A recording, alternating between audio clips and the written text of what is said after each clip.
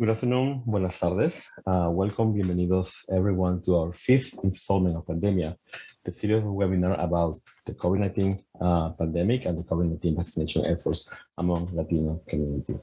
My name is Luis Alberto Mares. I am the Director of Community Mobilization Programs at the Latino Commission on AIDS, and I have the privilege and the pleasure to be here again with you as a host and moderator for this webinar that is going to bring you important information directly from experts in the field of medicine and public health for the Latino community.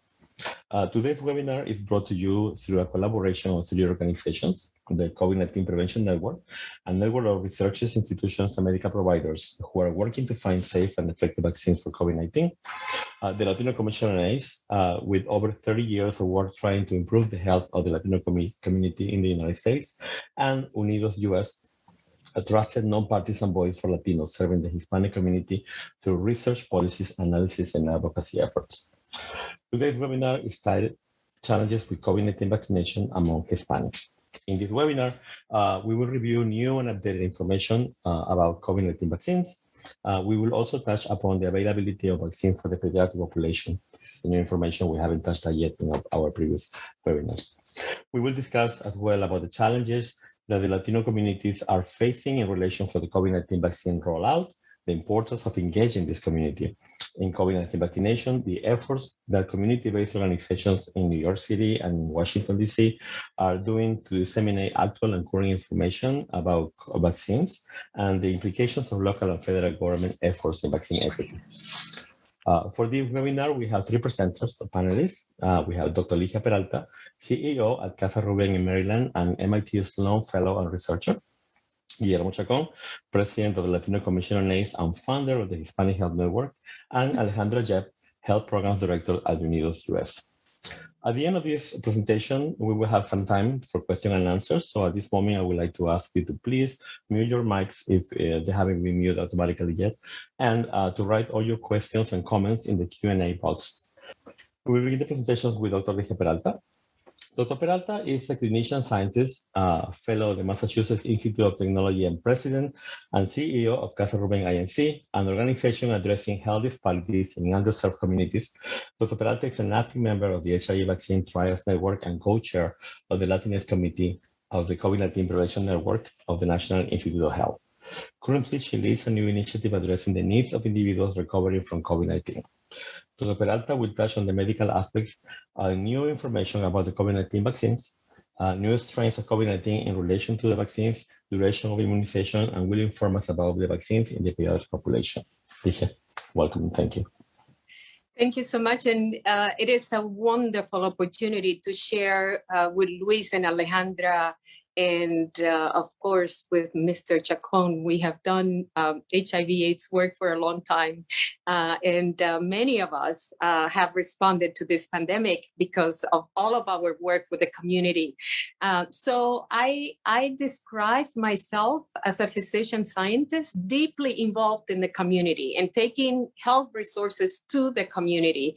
This is what we have done in the field of HIV in the past, and also, done the clinical trials where people are. So I have learned from this pandemic a great deal about humility and even more about social justice. Because we are now in the community and we know with that lens that things look very different for our own people. I have a lot to cover today. I'll try to be fast and cover some of the news, what we know, but without forgetting what are the basic elements, and talk a little bit about the new variants and also the research in the pediatric population, which is, very important. So allow me to share an experience that just happened to me 2 days ago while I was driving to work. Since I'm so embedded into the community with our services, I received this urgent phone call from a family of 4, 2 adult parents in their 30s, the 11-year-old girl and an infant of 15 months.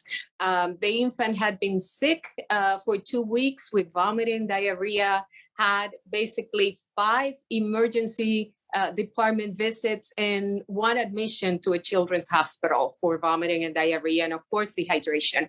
And when you have a sick child, not only, you need help, but the mother also got symptoms and end up calling grandma and relatives to come and help.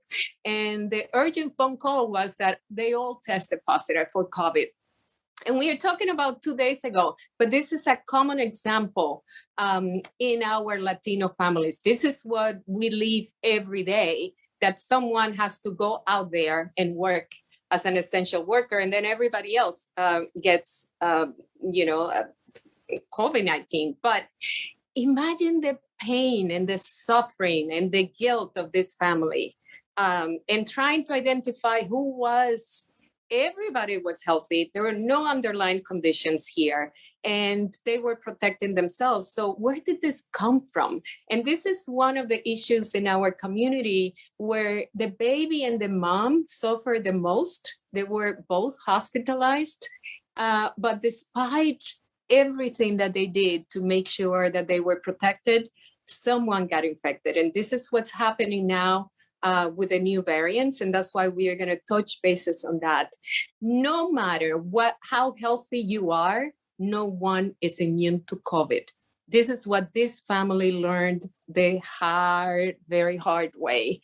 And with this family in mind, I want to bring two concepts. One is that we are trying to move from the very sick, like you see in this picture. This is, by the way, my brother who works with COVID, and he's an intensivist and a surgeon operating on someone with a trauma on COVID. We are trying to move from that to doing the care in the community, which is what is needed.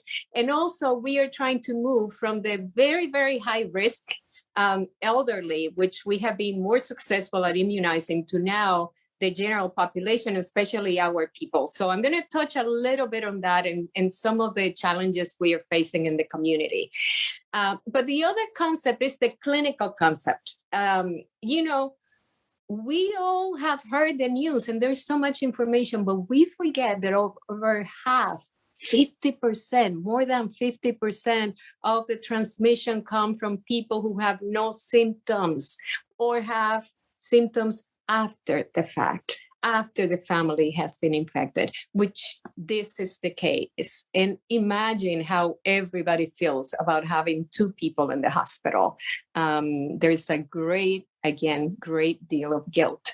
But one of the things that we forget, and you can please, Luis, pass the next one, is that we didn't learn at the beginning, and look at that blue arrow right there, that before we test positive for COVID with a PCR, before being sick, one may have no symptoms whatsoever and no positive test. That's what happened to this baby.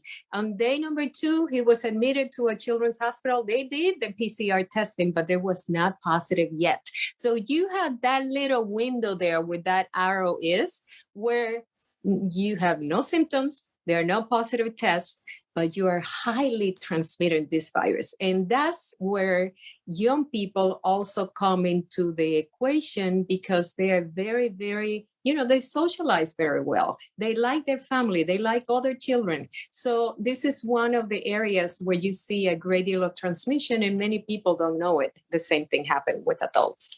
So the second clinical concept is not only that you may have no symptoms and be transmitting, but the second one is that when healthy people have COVID, they may think that nothing else is going to happen. Perhaps they had some symptoms and they developed their defenses and they are well now.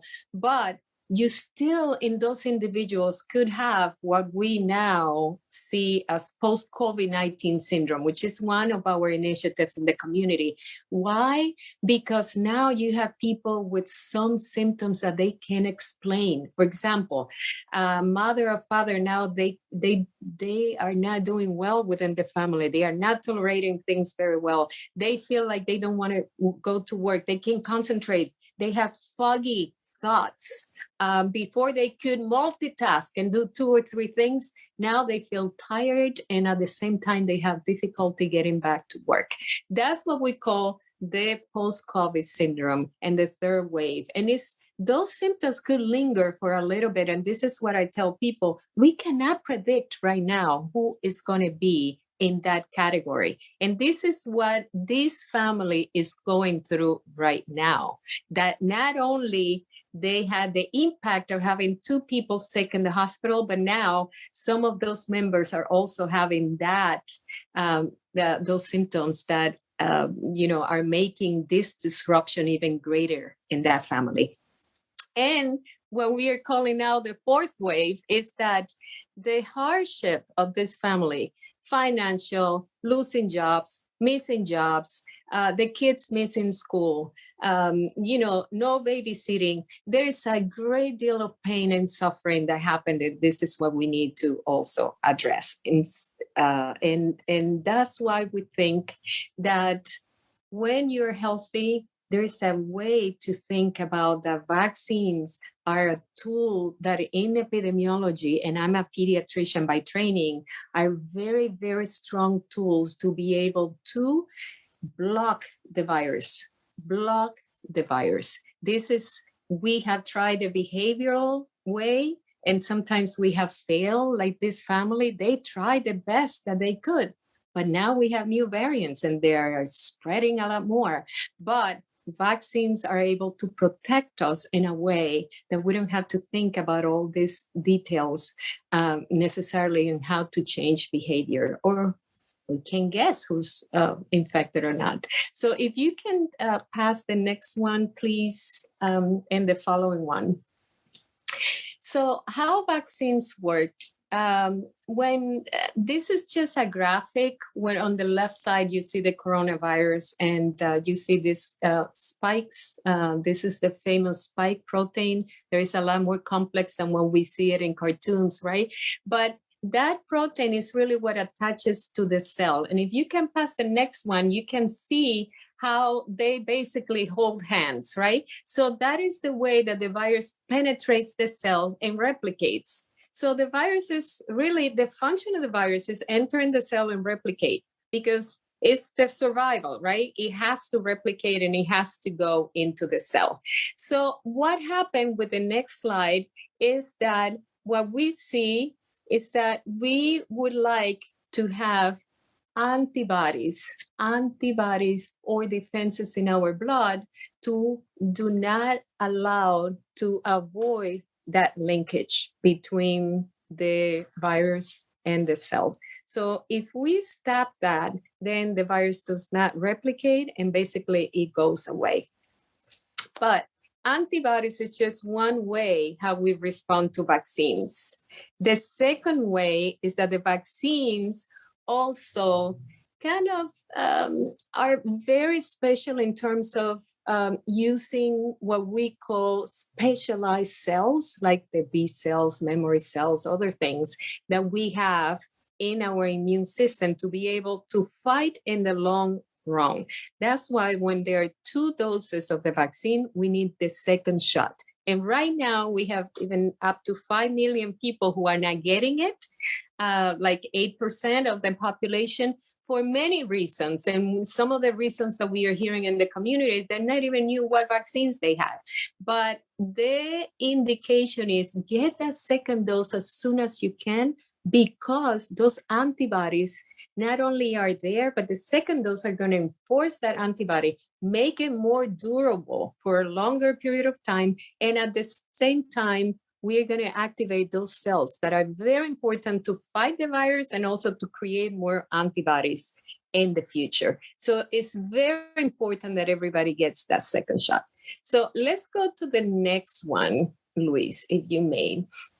So we have 2 types of vaccines, right? We know that they were approved through what we call the emergency use mechanism, but there were no steps that were, in terms of clinical trials, everything was done by the book.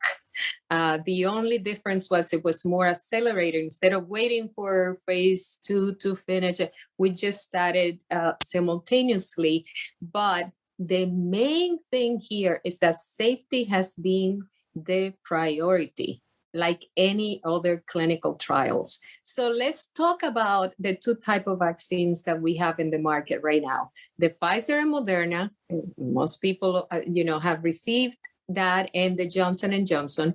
So the Pfizer and Moderna uses a genetic piece, tiny piece, which is called RNA, which serves basically as a transport to get into the body and delivers a message to the cell, just saying, okay, go ahead and make those proteins so they mimic, what the virus, the proteins of the virus, and then we create antibodies in our own body.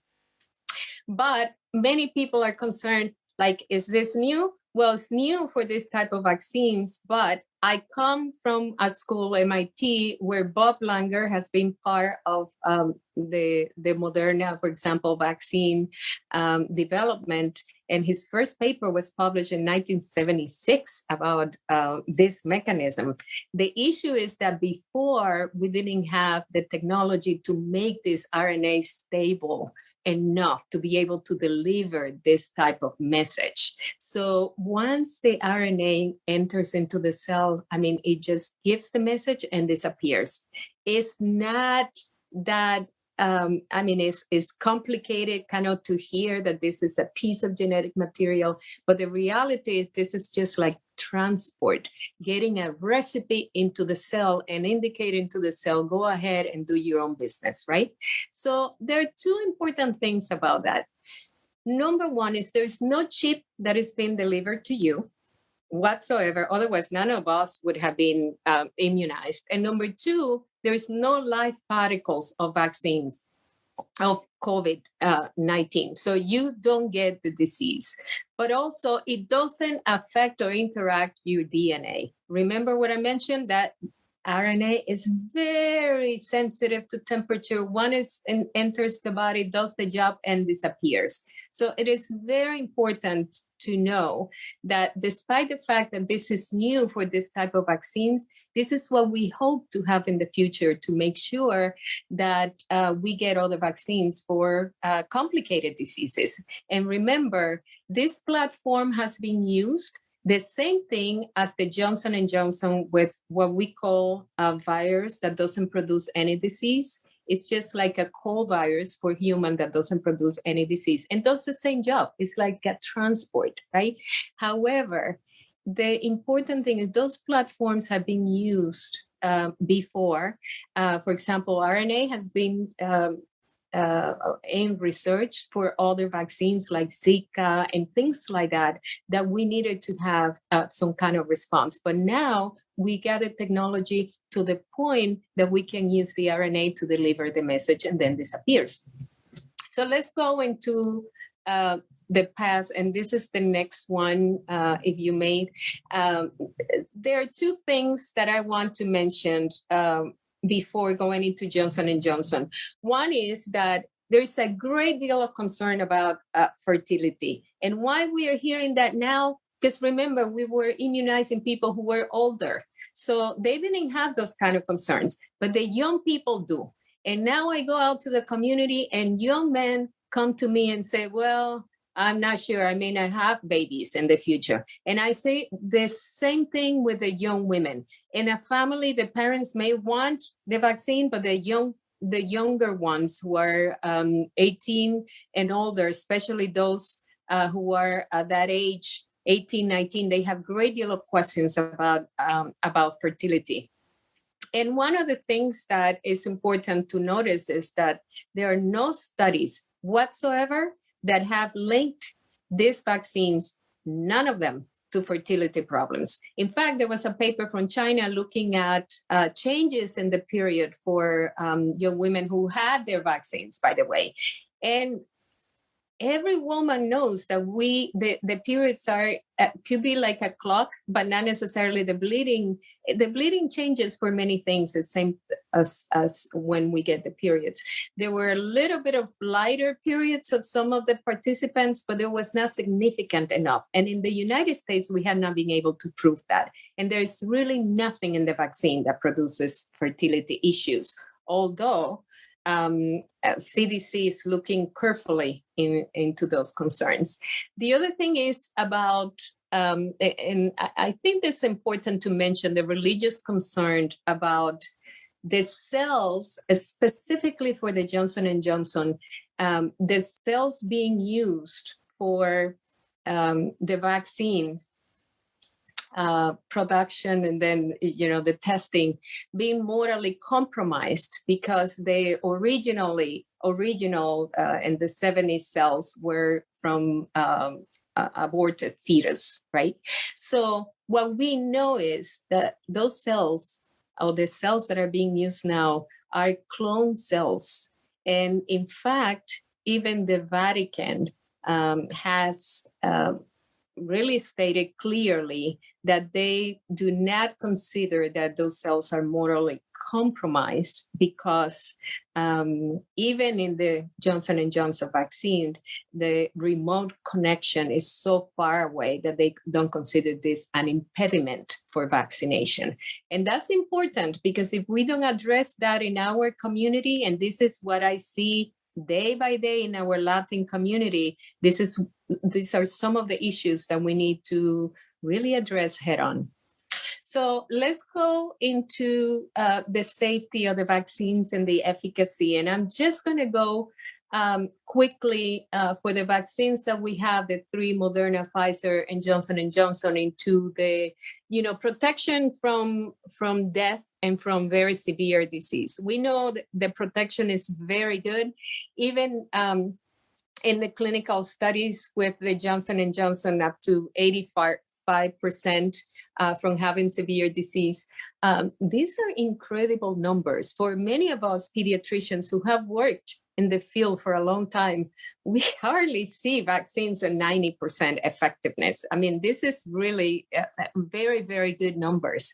But the other part of that is that we now understand that Johnson & Johnson had a pause. It came from the FDA, came from the CDC altogether. And why that pause? Because there were rare cases of clots in women from 18 to 48. There were 15 cases in total after looking at the data.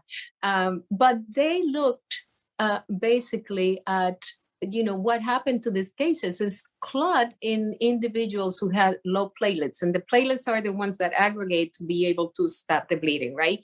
And these cases, what happened is that instead of going forward, the safety was number one for the government, and they decided, let's pause that, do 2 things. Look at the data, and the data is on VSafe, that everybody who gets a vaccine could read and log into that. And then the VAERS, which is where you can report as a patient or as a clinician, anybody in the community, what happens to you when you get a vaccine. And they look at that carefully. And the second thing they did was to educate us clinicians about how to manage these rare cases. Remember, 1 in more than 1 million. So 15 cases in total for millions of vaccines. So this is very important because now we have a warning for women who are in reproductive age, but also if they're concerned about clots at all, they could use the other 2 vaccines that are available. But we do have a very good system to make sure that not only the efficacy is taken in consideration, but also the safety. So the next one, let's go to the variants of concern. Why are they, and Luis, the next one, why are they of concern? For 2 reasons. Because they spread so quickly. Remember the case that I just told you 2 days ago? They spread to the entire family. Before, maybe we saw, half of the family. When I tested the other half, they were maybe, they had not acquired. But in this case, everybody got the COVID-19.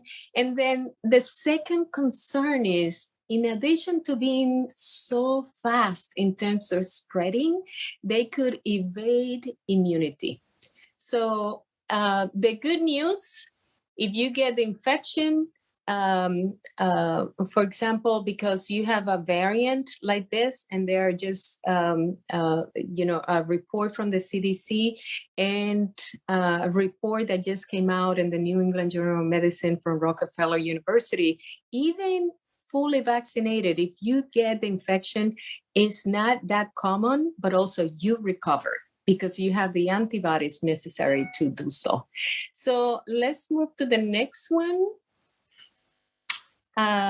Luis, please. And then the next one. So pregnant women are eligible to be vaccinated. And again, there's a new study in the New England Journal of Medicine that tells us that this is very important, especially once you in the last trimester, and you can give, if you are lactating or you get it even in the last trimester, you could get the antibodies to protect the baby. But let's talk about children, because this is what I think is the good news. Children are a very large percentage of the population, but when we looked at infections, and remember, we're not testing every child, the tests confirmed cases were like up to 13% of all the US cases. So it's not like it was rare, but if we were not testing enough, because many of them, especially from ages 6 to 16, were not having so many symptoms. But they got hospitalized, like the baby that I mentioned, and we are seeing more and more now with the new variants. But the death is really what is concerning a great deal, because when we talk about racial and ethnic minorities, we see that up to 66% of those children from 0 to 4 were passed because of COVID. And the same thing when you look at the 5 to 17 years of age. So that's why it's so important to do the research. And for the next slide, and one of the areas that we are very excited about and very grateful to the parents who are taking their children to these clinical trials is that, we go into phases. Now we're doing the adolescents that the trials are already finishing up. And that is where we see the Pfizer and Moderna from ages 12 to 15-year-old for the Pfizer. Remember, the Pfizer is already approved above 16, and then the Moderna 12 to 17. Both companies, Pfizer wrap up their trial, and they have 100% point efficacy reported as of last month on the 31st. And they are taking this for emergency authorization now in April. And we hope for Moderna to have this emergency authorization presentation for May. And remember, not only at the FDA level, but then in the next phase, which is the CDC and that external panel of people who are involved in science and community for a long time, that's where the approval happens. But this is extremely important, especially in communities of color who are suffering a great deal. And next, so just the next one, Luis, please. So to wrap this up, like I mentioned in the case that I presented, this family suffer a great deal unnecessarily because of the lack of access to immunization at this time. So I congratulate my co-presenters for doing all the work in the community, even at a national level, to make sure that our people are immunized. But at the same time, we know that COVID-19 vaccines efficacy and safety continues to be a big priority, and that vaccines maximize the benefit, even if you're healthy, to your own family and society, and that we are excited about hearing the results from the adolescent trials. And with that, I pass it to you, Luis. Thank you very much, Ligia, for sharing information on children and that we haven't had before, and for sharing that experience with you, with the families and the feelings that they went through after having people living with COVID. So now we're going to follow with Alejandra Jep. Alejandra, I'm going to put your presentation, please. Okay, Alejandra is a seasoned bilingual public health professional with expertise in training and community engagement, program management, and strategic planning. She's currently working at the Unidos US, formerly known as National Council of La Raza, the largest national Hispanic civil rights and advocacy organization in the United States, as Health Programs Director for Training and Engagement. She will touch on the Unidos US program on COVID-19 vaccination, Esperanza, Hope for All, COVID-19 relief and recovery, the social point of view of the COVID-19 pandemic, and COVID-19 vaccination rollout, vaccine hesitancy and fears to get vaccinated. So, Alejandra? Thank you. Good afternoon, everyone, and thank you to Dr. Ligia Peralta. What an amazing presentation. Thank you. I have to confess, I had the privilege of have seen this presentation, and every time she delivers it, she does it in such a way that enhances my understanding. So I'm sure it did the same for you. So thanks again to the Latino Commission on AIDS for inviting me. It's truly a pleasure to be here. I'm going to talk a little bit about Unidos US response to this pandemic. We've been in this pandemic for over a year now, and we've been working literally day and night in our response. Our Esperanza for All is our new public health communication and outreach campaign. It's a $15 million investment to ensure the health, economic, and education recovery of the Latino community, with a major emphasis on vaccine equity. It's very important. And it has been from day one that Latinos across the country have, there is equal access or distribution of the vaccine, and that access is so critical. You can go to the second slide, Luis. We are currently working under three major areas: health, education, and economy. I work in health, and in health, what we are attempting to do is to ensure that all Latinos across the country have access to trusted information about the COVID-19 vaccines and can get a vaccine. That's why I'm so grateful to Latino Commission on AIDS for inviting me today to share the stage with Dr. Peralta, as well as Mr. Chacon. And our vaccine campaign is in part or in conjunction with our continued education around prevention education and testing efforts. As you can see, we work in health, education, economy, and you can go to the next slide, Luis, please. And we work in very close collaboration, or the voice of our policy and advocacy team is extremely important at the national level. Every single we do has a just lens, meaning that just lens is integrated in all policies and procedures for distribution and access to the COVID-19 vaccines and or treatment.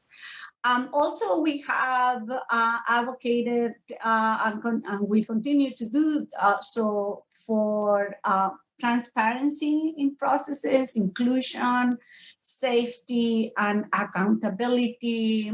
Dr. Peralta mentioned earlier about the Johnson & Johnson vaccine, and what is important to understand about that is that the FDA and others, because safety is just so important. Trust me when I say that there has not been corners that have been cut to bring this vaccine to fight this pandemic.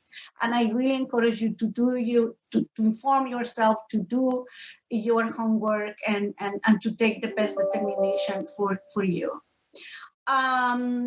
Then if we go to the next vaccine, next slide, you are seeing that our approach is 360, meaning we are working in different markets using traditional and social media. An important work, if we go to the next slide, Luis, is we are keeping ourselves fully informed. What I'm calling here is keeping us grounded. And who is keeping us grounded? All of you do. We have a large affiliate network of nearly 300 community-based organizations. We work in collaboration with important partners such as the Latino Commission on Aid, COVID-19 Prevention Network with Dr. Peralta and other physicians. And it's very important for all of us, for me as a professional working in health education and health promotion, to hear what I call the voices from the field. We are, when developing programs, we seek that community feedback. And just this week, we have in training trusted sources of information, this important question: what have you heard about the COVID-19 vaccines in your community? What do you consider is the most effective way to bring this information? So for all of you who have tuned in today, please, my email is at the end of the presentation. Feel free to reach out, and because it's very important we hear from everyone. Luis, if we go to the next one. I mentioned earlier that part in the previous slide, part of the work I've been doing for the last 2 months is designing and implementing a webinar and training series. The training series is for trusted sources of information, and promotores de salud, housing counselors, those working in financial capability. And they have asked us give me a script. What do I have to say or not to say? And this is just an example, and I'm going to tell you where you can find this information. And as a FYI, I'm going to train promotores de salud in the next 2 weeks. If your group is interested, let's talk, and I'll be happy to deliver training if possible. We have developed a number of resources under our Esperanza Hope for All campaign.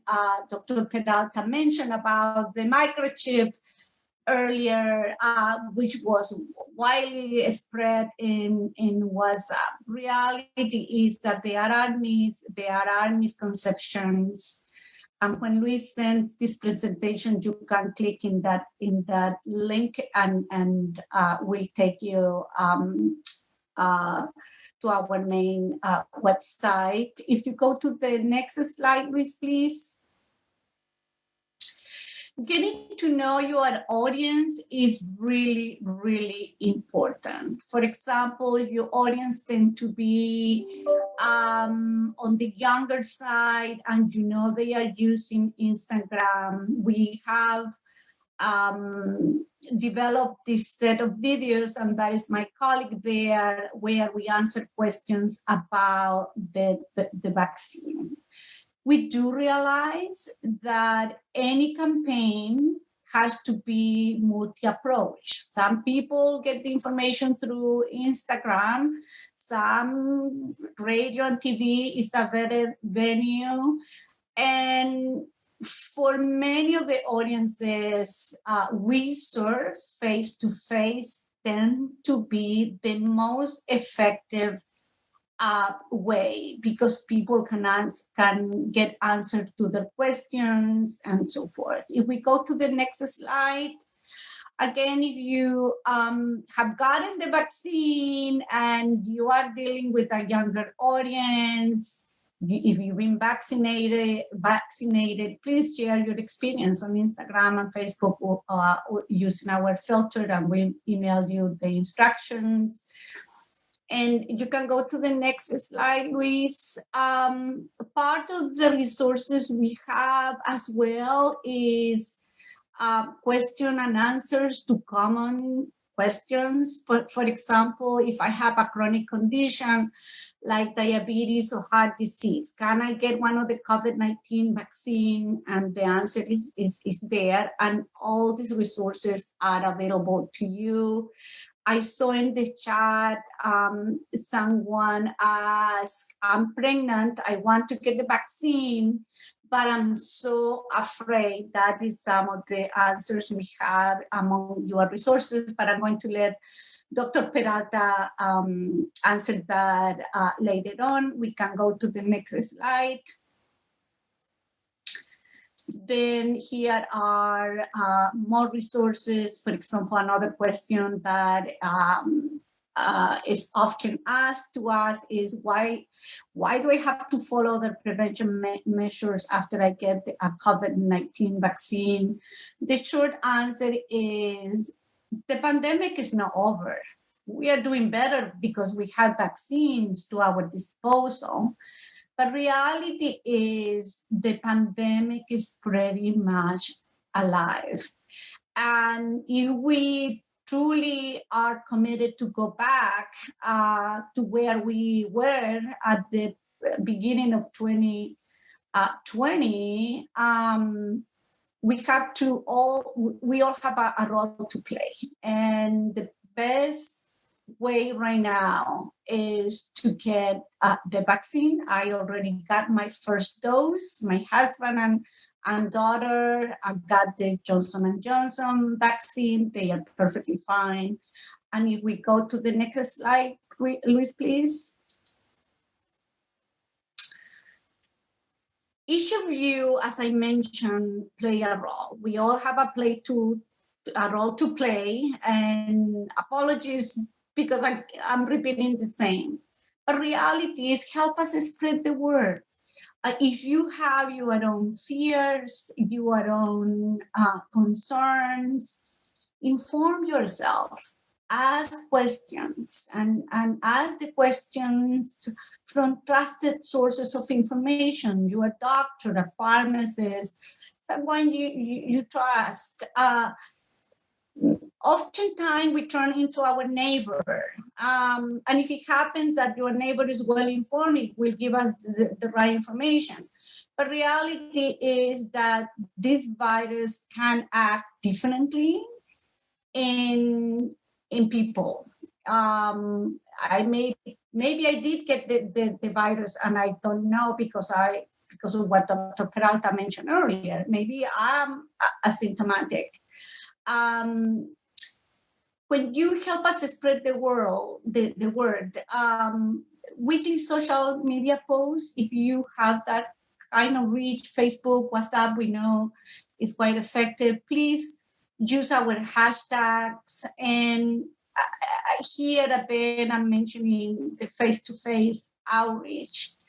I have found that face-to-face outreach can be the most effective way to reach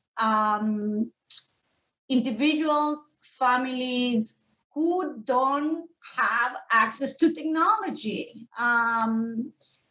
Unfortunately, a lot of the efforts around vaccine promotion has been done using traditional and social media. Even to get an appointment, you have to have a computer. That's why your voice is so important. Help someone to get an appointment or indicate where that person can go without an appointment, as I did when I went to get my vaccine. If you go to the next slide, Luis, and if you click, please, on the link under Spanish.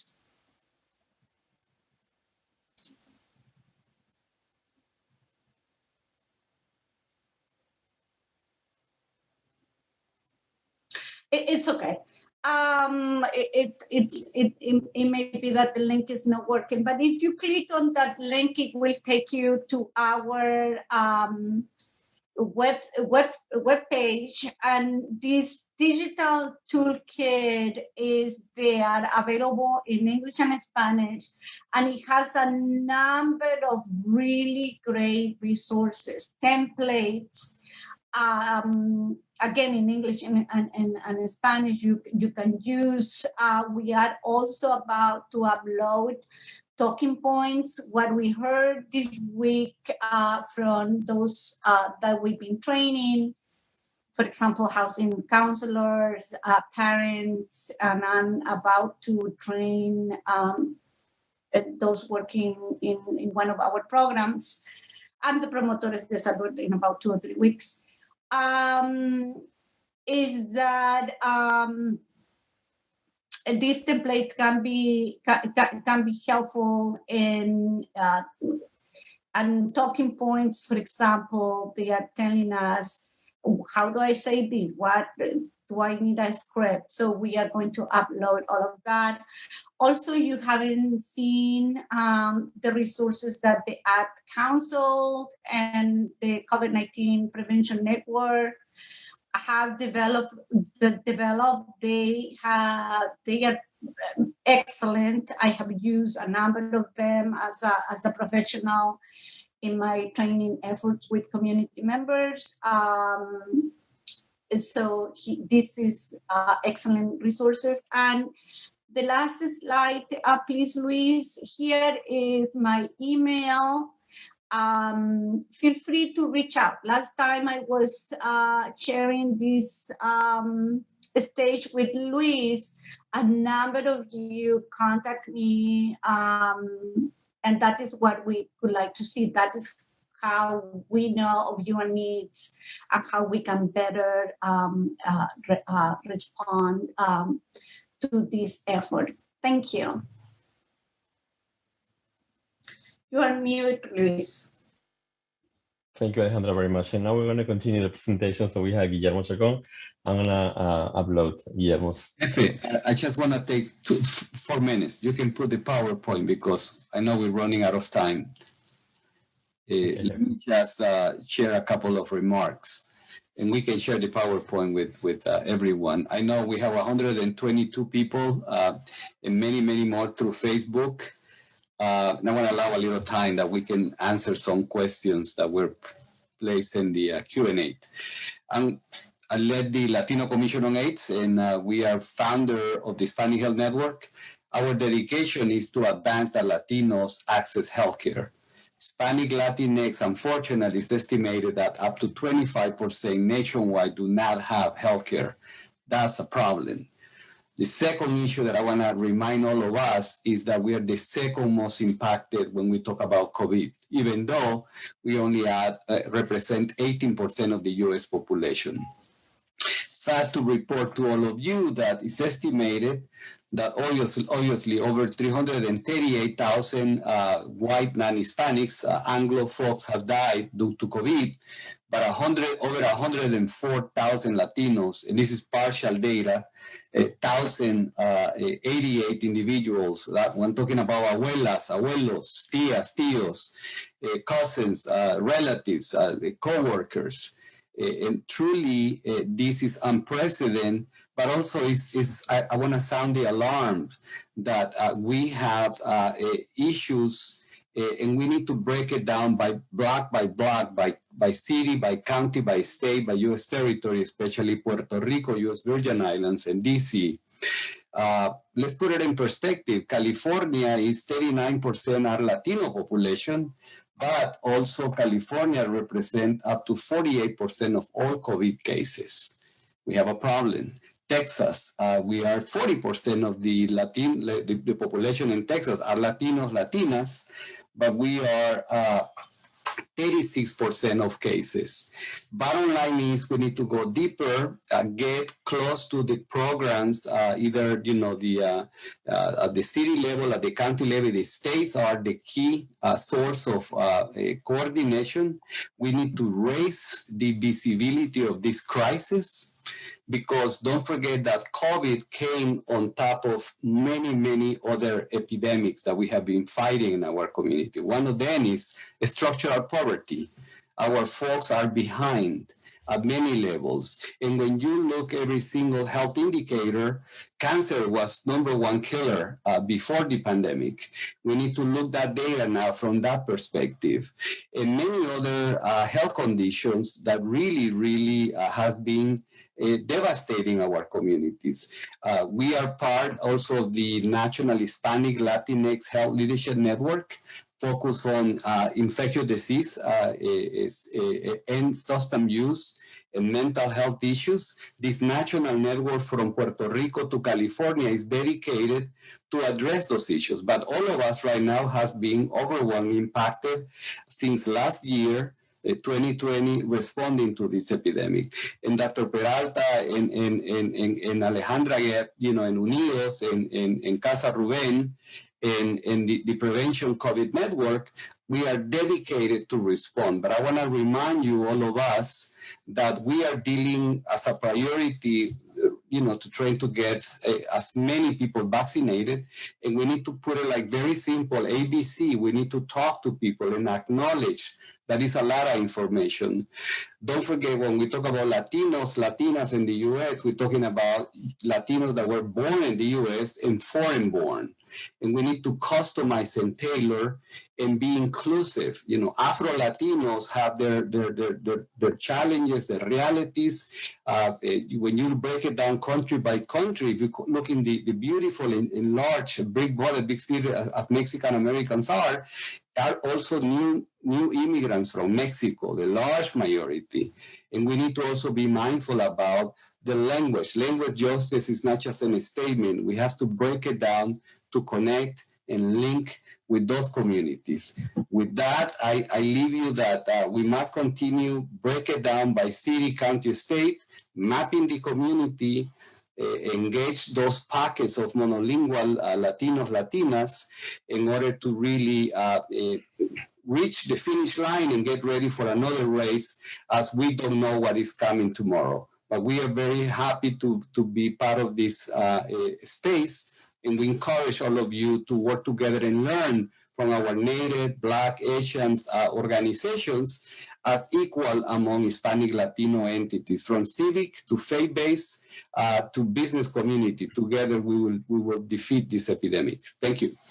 Thank you very much, Guillermo. Terrell, we can go ahead with the questions if you have any, if you get them, please. Sure, we have quite a few questions. I think we can start off maybe with Dr. Peralta. There are quite a few questions surrounding vaccine safety and efficacy for pregnant women. So maybe you could provide some insight surrounding that, but also some information as to why we have vaccine age restrictions for youth. Okay, that's a complex question, but I'll start with I'll make it in two pieces now. One is that the safety of the vaccine during pregnancy. The last study I mentioned, it was in the New England Journal of Medicine. It came from the CDC. It's called the Immunization Safety Office. The director, Shima Bukuru, was the lead author when basically the CDC is looking at the smartphone data, V-Safe, and the vaccine adverse event reporting system, which is what I call VAERS, and this is what anybody can report on. So they looked from December of 2020 last year to February 28th, and they looked at anybody who was pregnant who had been fully immunized with the Pfizer and the Moderna. And the bottom line with the analysis is that the pregnancy And the neonatal outcomes, meaning when the baby's already born, including the miscarriage, stillbirth, preterm birth, congenital anomalies of the baby that someone mentioned in the chat, or the small size for gestational age, meaning if the baby's born very small, or neonatal death were examined. And there were no significant changes to the reported when people have had no vaccine. So that was the great news that the director of the CDC expressed on TV. And I'm not even quite sure why she got in trouble, because this is a New England Journal of Medicine from her own office. And, the interesting thing about this is not only that people, the CDC has said that it's safe, but one of the areas here that they also looked at is after the baby was born, they follow up. Remember, most of these vaccines have been studied in trials, but now we do have trials and we have registry specifically for pregnant women. So we are going to find even more information about that. But the American College of Obstetrician and Surgeons indicate that the risk of a pregnant woman to develop complications of COVID, and we know that from previous studies, a lot larger than getting the vaccines. So we know that they get admitted with more severe disease, and the complications are many. So this is why, especially if you are beyond the first trimester, talk to your doctor, inform yourself with the guidance of your doctor, and then you are eligible to the vaccine if there's no complications with you. Thank you. In terms of restriction of age, it's just right now the trials that are available, again, for Pfizer above 16, and for the other two above 18. But those trials from 12 to 15 and through 17 are not ready yet. So this is what we're waiting for in the month of this month and next month. Oh, thank you, Alicia. I think this question I heard before, and I think Guillermo or Alejandra can reply. Last week, a mayor in Miami had a backtrack and apologized for the statement that announced vaccinations for non-residents, tourists, and undocumented immigrants. What news and hope do we have for our families that still live in Latin America and are trapped in countries with high mortality and basically no access to vaccine? What can we do to help our loved ones? That is a really good question. You all can see that I have an accent. I was born and raised in Chile, where we have a high vaccination rate. Chile was one of the countries that bought vaccines the fastest. Other countries that surround Chile haven't had that privilege for a number of factors. The short answer, anyone living or coming to U.S. territory, there are no residence requirement. When I went to get my vaccine, I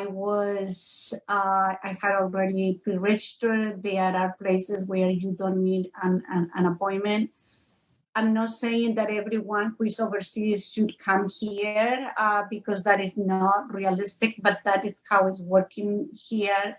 I do encourage governments across the world to make their citizens' health a priority and get vaccines when available, because reality is there are not vaccines for all around the world, unfortunately. So thank you for the question. It's a really good and what I found profound question. Yeah, just only want to add that, a mayor usually, the immediate tendency will be to assist, to respond. And I agree with Alejandra. It's and encourage folks that are attending this session that it's an ongoing campaign, globally speaking, by the UN to distribute vaccines throughout the world. But if anybody have a relative that their home is the US, we need to encourage them to return and to get vaccinated for sure. But also, I truly believe that we need to be mindful, and I'm sure the COVID response at the White House level will be looking into any development, because again, U.S. is not an island. We're part of the world, and it's a commitment in the U.S. to support, and the U.S. has been sending vaccines to other neighbor countries.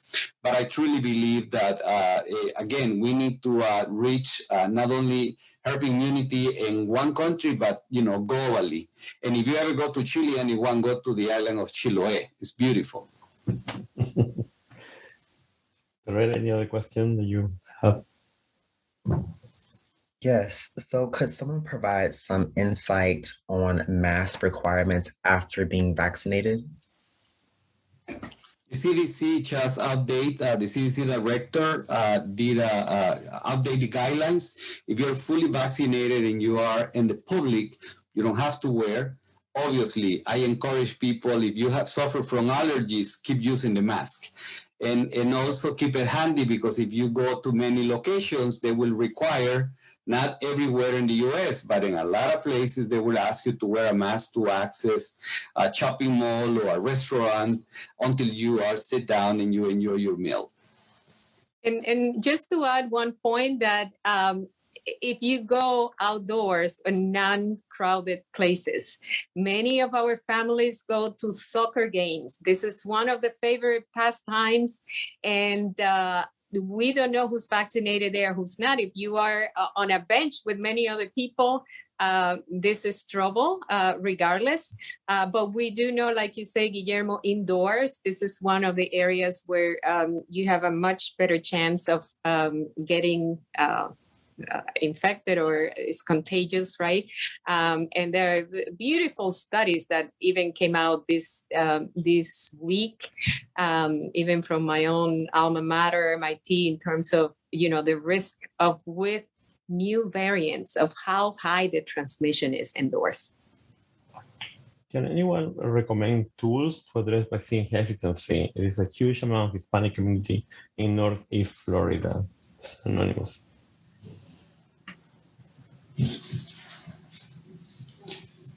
Maybe we can follow up and send that information, Jefe. Okay, yes. We are running out of time. It's 3:05 already. So I want to thank everybody for attending this webinar, and the presenters. Thank you very much for agreeing to come to present information on this topic that is very important at the moment. So we're going to end up now. Thank you very much, everybody, and see you next time. Thank you. Be safe, everyone. Please wear masks and get vaccinated. Please. Yeah, thank you. Yes. Take care.